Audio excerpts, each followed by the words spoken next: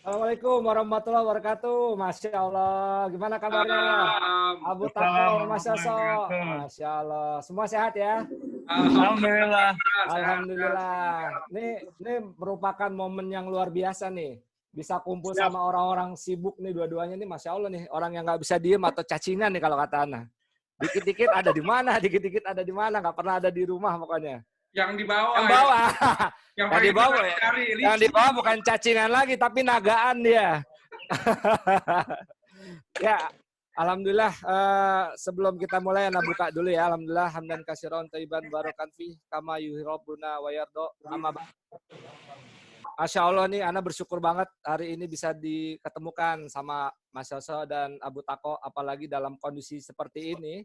Kondisi yang dimana kita juga nggak bisa keluar gitu kan. Makanya kita komunikasinya lewat ini, bisanya lewat Zoom nih. Mau dekat-dekat Abu, mau dekat-dekat. Iya makanya. Dia apa pertama kali ya Abu Tako ke Zoom ya? Pertama kali. Kemarin suruh install sama guru-gurunya anak-anak, gua nggak bisa install. Dia boleh. Kalau untuk relawan sering, tapi kalau Zoom, nah baru pertama dia nih. Mulai sama SDBI. Masya Allah. Allah. Oke. Gimana kabarnya? Saya mulai dulu dari Abu Tako. Gimana kabarnya, Mas Bro Abu Tako? Alhamdulillah, Masya Allah. Senang bisa main HP lagi sama Bang Doan. Dan apalagi ada Bang Yoso di sini, Masya Allah. Masya Allah. Kita berharap Bang Yoso kesini mampir sekalian. Nah, sekalian. Nah, betul. Culik itu, kita culik. Iya. Nih, gak ganggu kan nih waktunya nih di siang ini? Alhamdulillah enggak. Kita memang lagi nyari orang yang gangguin biar nggak tidur terus. Iya, biar nggak bosen lihat Fikri mulu tuh tadi di belakang mondar-mandir. Iya. Nah, ini kalau Mas Yoso gimana Mas? Kabarnya Mas? Ini live terus nih setiap hari nih kayaknya. Alhamdulillah sehat walafiat. Ya, Alhamdulillah. Terus saja dan nggak kemana-mana sih karena awalnya selalu standby ngeliatin itu pergerakannya Syekh Abu Tako. Wah, media sosial. Aduh. Kayaknya kebalik ya. Bang, antum kegiatannya apa Bang di rumah Bang? Lagi pandemi ini kegiatannya apa aja di rumah Bang? Bisa cerita dikit? Ini kalau dimulai dari pagi sih tadi ya. Alhamdulillah tadi pagi kita ada gorok kambing kita nyobain. Ngeri. Iya.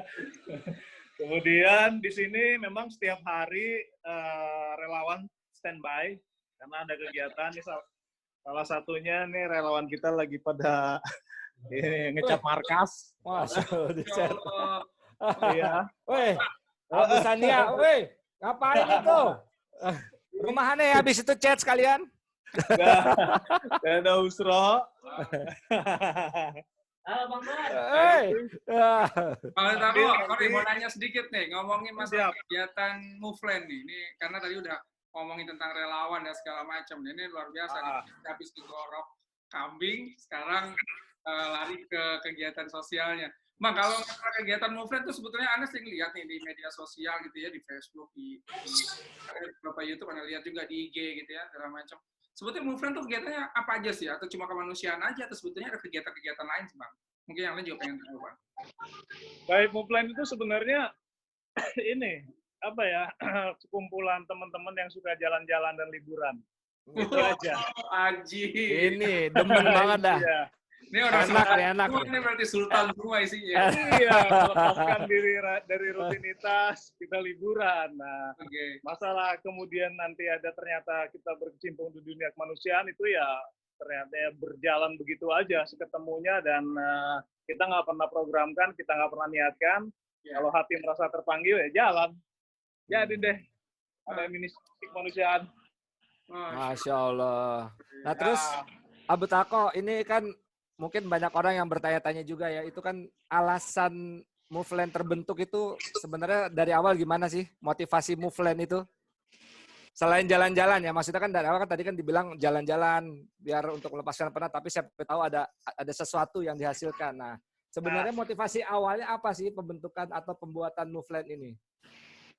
Ya, jadi awalnya gini, bahwa sebenarnya ini nggak ada hubungannya sama dunia dakwah, bahwa dakwah itu pada prakteknya, pada kenyataannya tidak menyentuh semua kalangan, ya, karena dakwah hanya sebagian orang tidak bisa menikmati dakwah, ya, atau sulit menerima. Contohnya misalkan kita atau saya udah ngaji, kemudian bapak belum, atau misalkan ibu belum. Nah, diajak ngaji ke masjid agak sulit. Akhirnya kita mencari cara, kita ajak jalan-jalan. Diajak jalan-jalan kan mereka mau, terus kita kumpul bareng-bareng. Nah, di situ kita isi programnya justru dengan kajian. Mereka mulai terbuka. Dari situ sebenarnya liburan kita itu liburan yang bermanfaat ya. Jadi Movelen itu menyentuh segmen dakwah yang tidak tersentuh oleh segmen kajian secara konvensional yang melalui kajian di masjid, karena mereka masih enggan datang ke masjid. Jadi kayak gitu sih. Jadi ngajak kajian tapi dengan pendekatan yang berbeda ya. Iya, segmennya beda. Segmennya ya, masya Allah. Ya, supaya ini Pak ya lebih itu ya Bang, lebih dinamis lah ya. Kita pendekatan juga lebih dinamis, lebih humanis gitu ya, luar biasa. Tuh. Karena mereka kadang kalau diajak ke masjid karena behave-nya mereka atau status sosialnya mereka kadang enggan ketemu sama orang-orang yang mungkin sudah sepupu. Nah, ini solusi gitu. Tapi setelah mereka dapat ilmunya, tahu ternyata asik ya, dengan sendirinya mereka akan kembali ke masjid untuk ikutin kajian-kajian sama-sama yang ada di masjid. Masya Allah. Kira-kira gitu, Bang. Mantap, Masya Allah. Movelen, singkatannya ini ya. Ya, Muslim Family Land.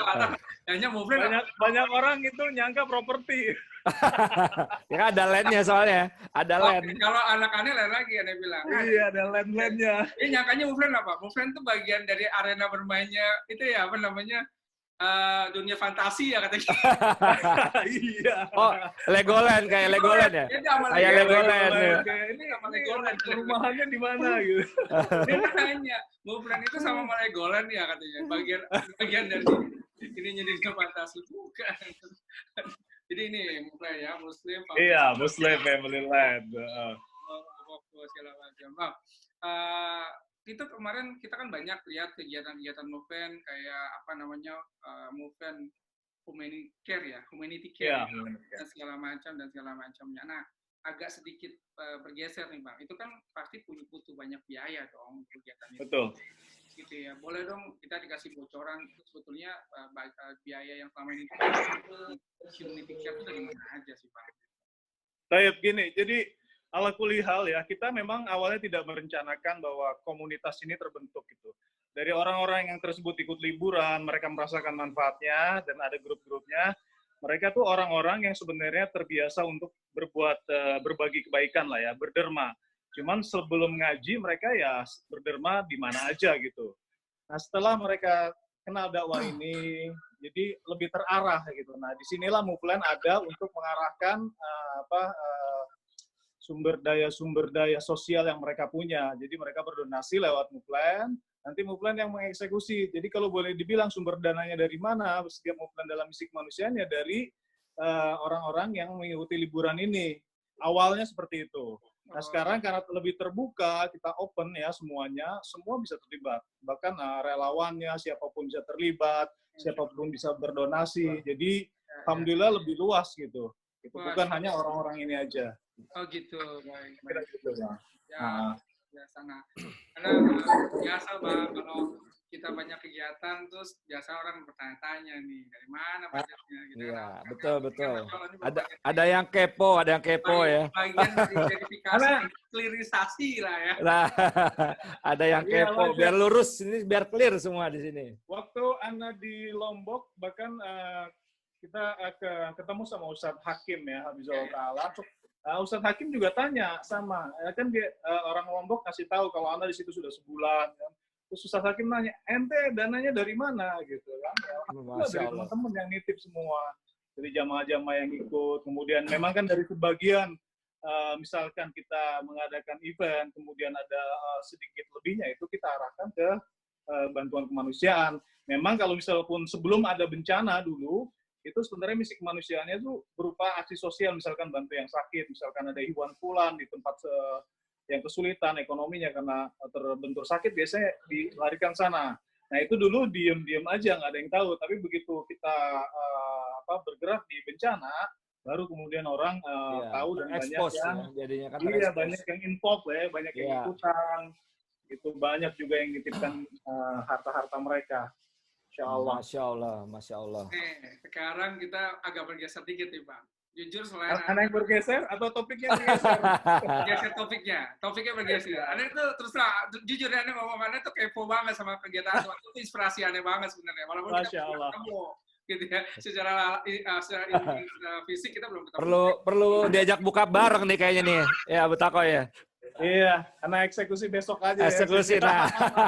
Bang, Anda mau nanya masalah bisnis sekarang Bang. Udah selesai masalah sekarang bergeser ke masalah bisnis nih. Bisnis tuh luar biasa. Ada waktu pas kemarin di acara di mana di Jakarta Convention Center ya, JCC, Anda lihat tuh booth makanan antum tuh apa namanya kebulian tuh banyak banget. Bahkan mohon maaf nih ada beberapa teman yang disebut deh namanya deh kayak Mas Wit, Om Guntur, terus ada beberapa lagi teman yang lain.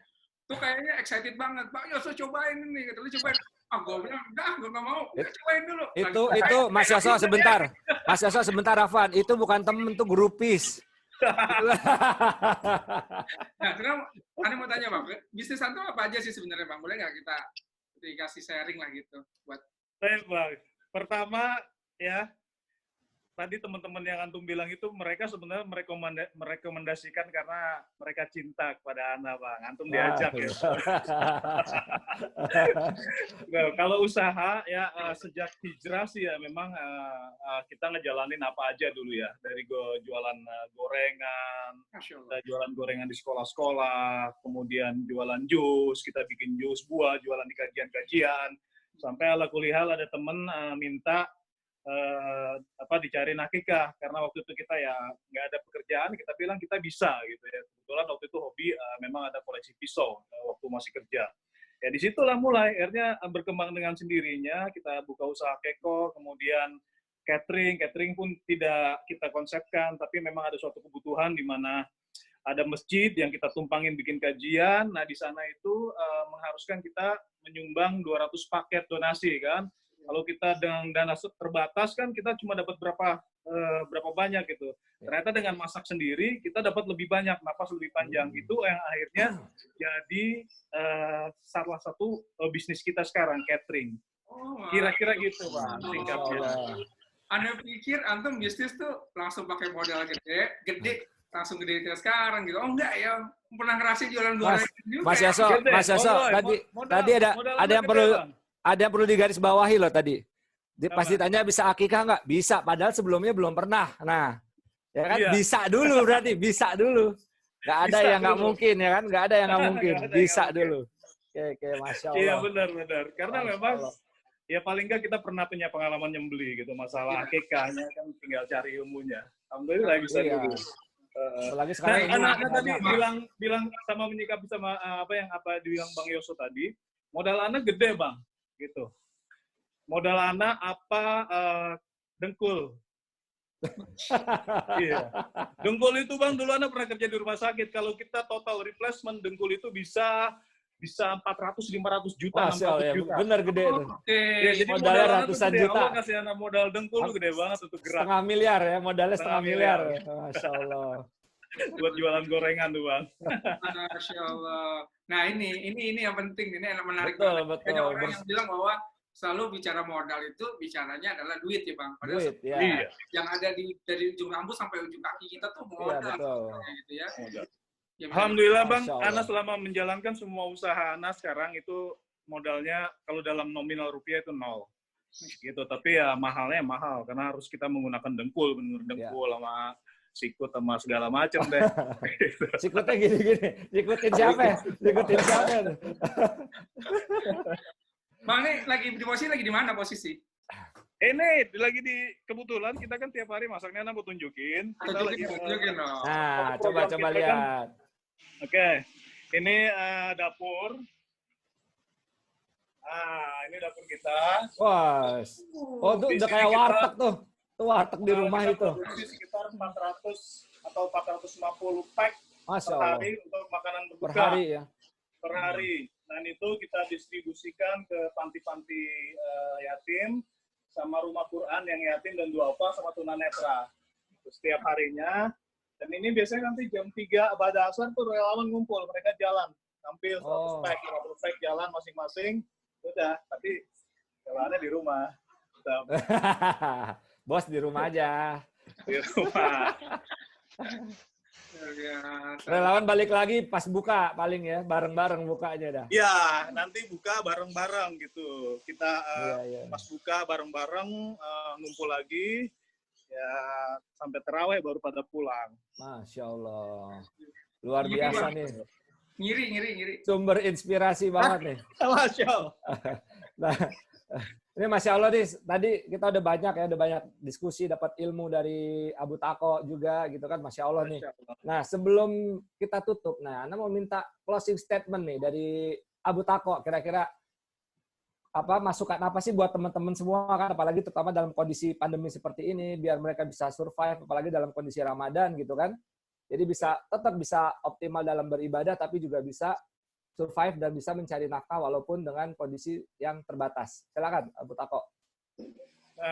Jadi gini, kita sama-sama paham bahwa sekarang kondisi sangat sulit gitu ya, terutama di maisah ya, di mata pencarian.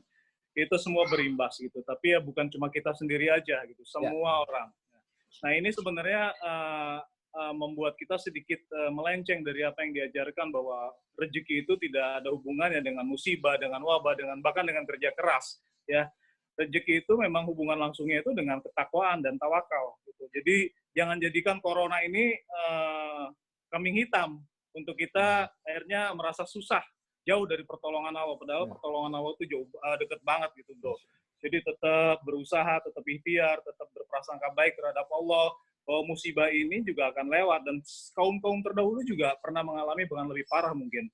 Jadi kita makin dekat sama Allah, makin yakin bahwa rezeki kita udah dijamin. Jadi nggak perlu khawatir gitu. Jalanin aja apa yang ada di depan mata, yang bisa disikat-sikat, yang bisa dikerjain-kerjain. Dan jangan jauh dari perbuatan baik, mentang-mentang corona, social distancing, terus physical distancing, kita akhirnya mengurung diri jauh dari perbuatan baik. Padahal kebaikan itu kan selalu ada di muka bumi dan kita harus jadi bagian dari itu. Karena jangan sampai udah ditimba musibah, keadaan susah, tidak ada nilai lebih dari kebaikan yang kita bisa lakukan. Paling nggak kita kasih makanan berbuka, taji, atau minuman, ke Gojek, atau apa, atau mendoakan saudara-saudara kita yang sakit. Paling nggak gitu sih, bro. Ya. Masya Allah, luar biasa. Jadi kuncinya meningkatkan ketakwaan ya, Abu Tako ya. Intinya itu ya, tingkatkan ketakwaan kepada Allah ya. Ini momennya. Gitu. Siap. Nah, kalau dari Mas Yoso gimana kira-kira Mas, hasil sharing sama Abu Tako nih banyak tentunya ilmu yang bisa kita gali kan. Kira-kira seperti apa Mas Yoso? Silakan Mas Yoso. Wah, kalau saya terus terang statement 2 nih yang paling penting yang cakep. Yang pertama, modal dengkul. Bukan modal yang mahal itu. Mahal ternyata ya. Mahal, 500 juta kalau kita ada masalah. Kalau kita bilang modalnya apa saya? Modal dengkul Pak. Itu dari 500 juta tuh modal. 100 juta 1 loh. 2 1 miliar. Yang pertama tuh. Jadi nggak ada cerita. Jadi memang ya Anda lihat kuncinya adalah pertama keberanian. Itu satu, keberanian. Bang, ini belajar banget. Anda bersyukur bisa ketemu ngobrol bareng, inspirasi banget. Yang kedua adalah yang tadi ternyata bisnis itu dunia. Kalau kita bergeraknya dari mulai memikirkan menyelesaikan masalah orang, masalah akhirat, dunia tuh ngikut. Itu kelihatannya. Betul. Masya Allah. Kita aja selesai statement aja deh. Mantap banget. Masya Allah. Ini masalahnya juga sangat-sangat bersyukur banget bisa berada di 2 tokoh nih. Masya Allah. Idolana. Tokohnya ini Idolana, ini idola. Kalau ini jadi jadi dari hasil sharing itu banyak ada poin-poin penting. Yang pertama itu tadi tawakal dulu.